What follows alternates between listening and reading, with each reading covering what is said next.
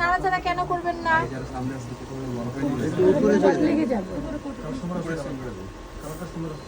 দেওয়ার সাথে সাথে কেন নাড়বেন না?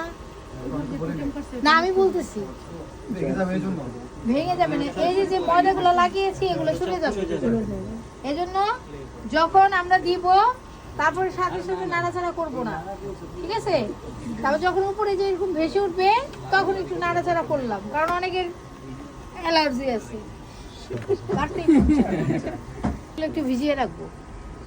কেন ভিজিয়ে রাখবো?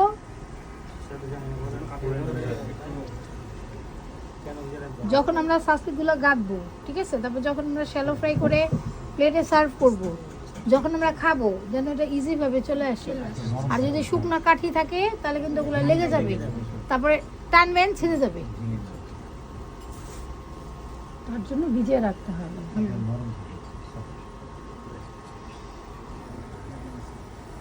ঠিক আছে? আর চিকেন পপকর্ন কিন্তু একবারে হার্ড হবে না, শক্ত হবে না।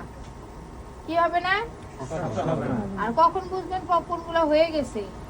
এই যে কাঠি দিচ্ছি না, ইজি ভাবে ঢুকে গেছে না, কোনো শক্ত লাগছে? যদি এটা শক্ত লাগতো, হ্যাঁ, কাঠিটা ঢুকতে চাইতো না, বাধা সৃষ্টি করতো, তাহলে আমরা মনে করতাম যে এটা ভিতরে কাঁচা রয়ে গেছে।